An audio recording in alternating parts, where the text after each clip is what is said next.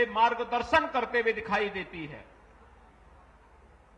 जब हम जाति, मत, मजहब, क्षेत्र, भाषा के आधार पर बटे होंगे तो ये विभाजन हमारी ताकत का ही विभाजन करेगा, भारत को कमजोर करेगा, विकास को बाधित करेगा, अव्यवस्था, अराजकता, तमाम ऐसी विकृतियों को जन्म देगा जो फिर से देश की स्वाधीनता पर संकट खड़ा कर सकता है। और इसलिए भाइयों बहनों, सबसे बड़ा संकल्प हमारा होना चाहिए कि हम भारत को फिर से किसी भी प्रकार से कमजोर नहीं होने देंगे। पूरे भारत की एकता का संकल्प लेकर के उन विकृतियों को दूर करते हुए हम एक साथ मिलकर के कार्य करेंगे।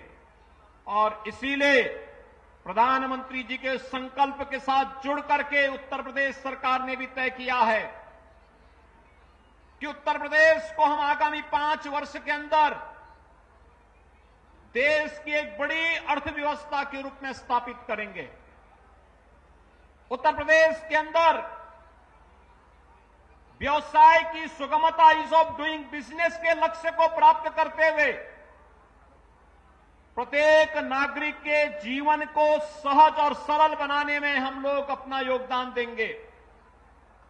उत्तर प्रदेश के नौजवानों के लिए हो, किसानों के लिए हो, महिलाओं के लिए, समाज के प्रत्येक तबके के लिए हम उस प्रकार की योजनाओं को लेकर के कार्य करेंगे जो उत्तर प्रदेश को तो एक पहचान देगा ही, उत्तर प्रदेश के प्रत्येक नागरिक को सम्मान भी देगा।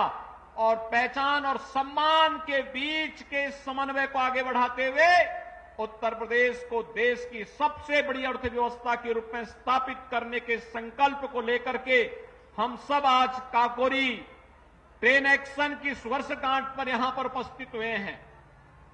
भाइयों बहनों, हमारे क्रांतिकारियों का बलिदान आज काकोरी जैसे स्थल को भी एक तीर्थ स्थल के रूप में स्थापित करते हुए लोक पूज्य बना लिया है।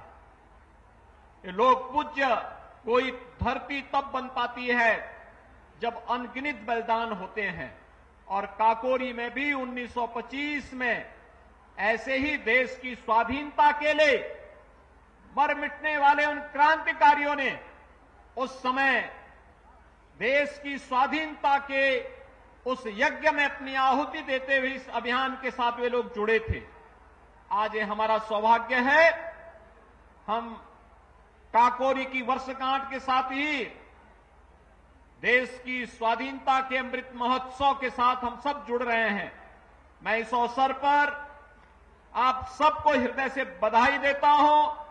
हम सब जुड़ करके इस कार्यक्रम का हिस्सा बने।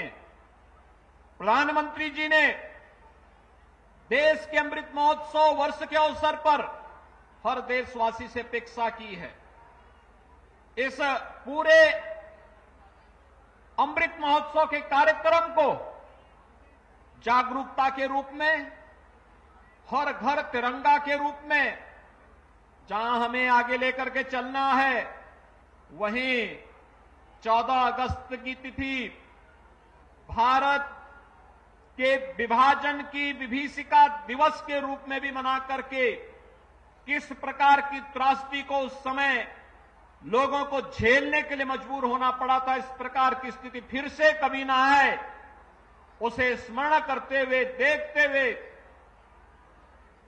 उस प्रकार का कार्यक्रम प्रत्येक जनपद में आयोजित होना, कार्यक्रमों का संकलन करना, एग्जीबिशन के माध्यम से उस समय की त्रासदी के जीवंत चित्रण को वर्तमान पीढ़ी तक प्रस्तुत करना और फिर सैकड़ों वर्षों की गुलामी की बेड़ियों को तोड़ते हुए 15 अगस्त के दिन जब देश स्वाधीन होता है तो स्वाधीनता की उस एहसास को उत्साह और उमंग के साथ मिलकर के मना करके भारत को अमृत काल के अंदर दुनिया की सबसे बड़ी ताकत के रूप में स्थापित करने के अपने संकल्प के साथ हमें बढ़ना होगा।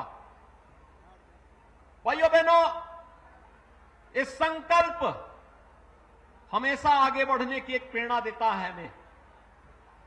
ये संकल्प हमें अपने देश के बारे में सोचने के लिए मजबूर करता है और उस संकल्प के साथ हम सब जुड़े, इस विश्वास के साथ अभी से हम लोग मिलकर के उत्साह के साथ कार्यक्रमों के साथ जुड़ेंगे। तिरंगा यात्राओं का आयोजन जगह जगह हो रहा है, लोगों में अपार उत्साह है।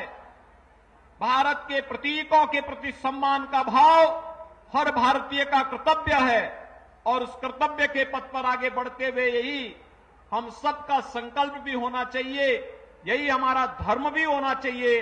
इस विश्वास के साथ मैं एक बार फिर से भारत माता के इन महान सपूतों को, जिन्होंने आजादी की बलवेदी पर अपने आप को समर्पित किया, उन्हें कोटि-सौ नमन करते हुए विनम्र श्रद्धांजलि अर्पित करता हूं और आजादी के अमृत महोत्सव के इस अभियान के साथ आप सबसे जुड़ने का आह्वान भी करते हुए अपनी वाणी को विराम देता हूं।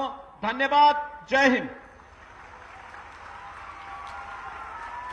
तो मुख्यमंत्री योगी आदित्यनाथ को आप सुन रहे थे। शहीदों को सीएम योगी ने यहां पर नमन किया है और तिरंगा अभियान का भी जिक्र करते हुए मुख्यमंत्री योगी आदित्यनाथ यहां पर नजर आए। काकोरी स्मृति स्थल से सीधा लाइव आप सुन रहे थे उत्तर प्रदेश के मुख्यमंत्री योगी आदित्यनाथ को।